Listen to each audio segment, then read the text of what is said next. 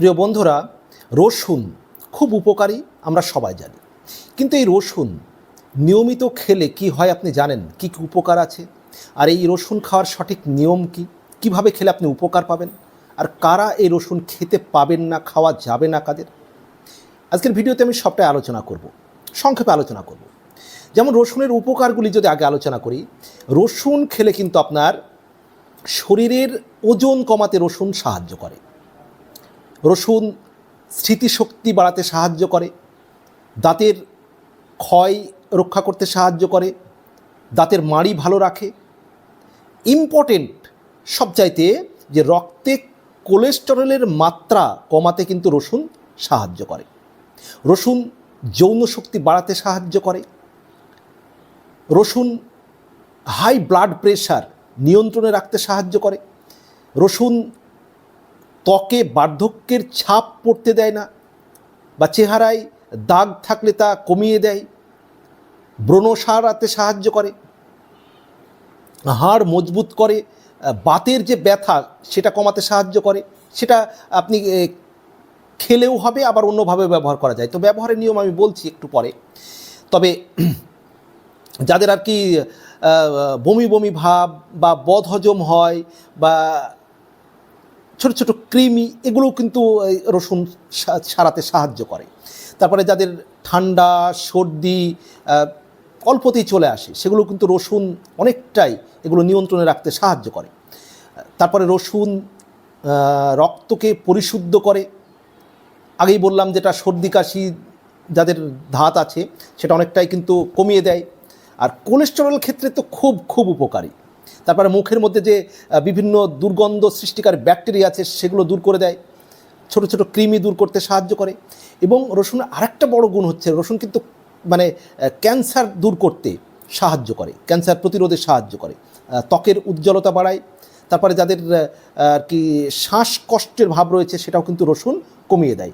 এক কথায় রসুনের উপকার কিন্তু শেষ নেই। আপনার রোগ প্রতিরোধ ক্ষমতা বাড়ায়, আপনার হার্টকে সুস্থ রাখে, যেটা আগেও বললাম ইম্পর্টেন্ট, যে রক্তচাপ নিয়ন্ত্রণে সাহায্য করে, কোলেস্টেরলকে নিয়ন্ত্রণে রাখতে সাহায্য করে, হজম শক্তি উন্নত করে। এই রসুন শরীরের যে বিষাক্ত পদার্থ সেটা দূর করতে সাহায্য করে, ডায়াবেটিস ও ওজন নিয়ন্ত্রণ করতে সাহায্য করে। ঠান্ডা ধাত যাদের আছে তাদের তো বললাম উপকার রয়েছে। মানে এক কথায় মানে এর উপকারের আপনি বলে শেষ করতে পারবেন না। তারপরে যাদের আর কি গ্যাস বা হজমের সমস্যা রয়েছে সেগুলোও দূর করতে সাহায্য করে কিন্তু এই রসুন।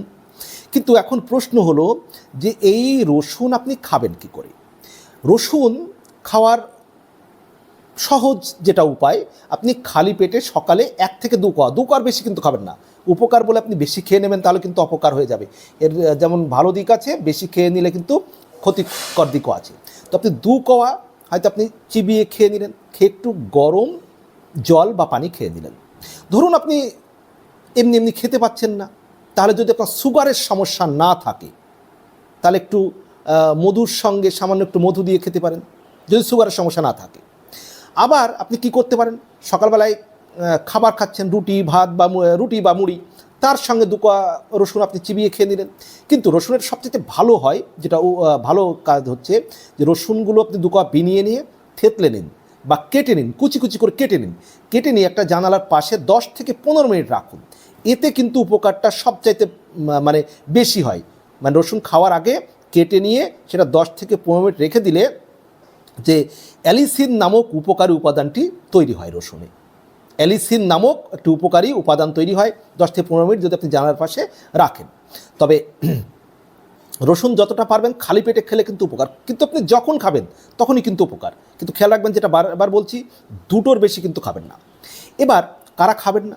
ধরুন যারা যে সমস্ত বোনেরা গর্ভাবস্থা রয়েছে, গর্ভাবস্থায় কিন্তু আপনার এই যে রসুন আপনি খাবেন না, গর্ভাবস্থায় খাবেন না।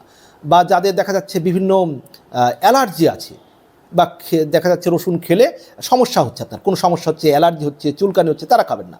বা যাদের দেখা যাচ্ছে রসুন খেয়ে দেখা যাচ্ছে আপনার হয়তো অ্যাসিডিটির সমস্যা বেড়ে যাচ্ছে, বমি বমি ভাব হয়ে যাচ্ছে, তারা কিন্তু ওই সরাসরি কাঁচা না খেয়ে আপনি কি করবেন, এই 2 টুকরো রসুন একটু ভাজা মতো করে নিন, একটু পুড়িয়ে নেবেন, মানে একটু ওই যে রুটি করেন তাওয়াতে, সেই তাওয়াতে পুড়িয়ে নেবেন। তাহলে কী হবে, আপনার এই গ্যাসের যে অ্যাসিডিটির সমস্যাটা কিন্তু হবে না, তাহলে আপনিও খেতে পারবেন। তো প্রিয় বন্ধুরা, এই ধরনের আরও উপকারী ভিডিও পেতে আমার মুকুল স্যার পেজটি লাইক করবেন এবং আমার মুকুল স্যার ইউটিউব চ্যানেলটি সাবস্ক্রাইব করে রাখবেন, এবং আপনারা আর কী বিষয়ে ভিডিও চান কমেন্ট করে জানাবেন, আমি সেই সব বিষয়ে ভিডিও দেবো। ভালো থাকবেন, সবার জন্য শুভকামনা।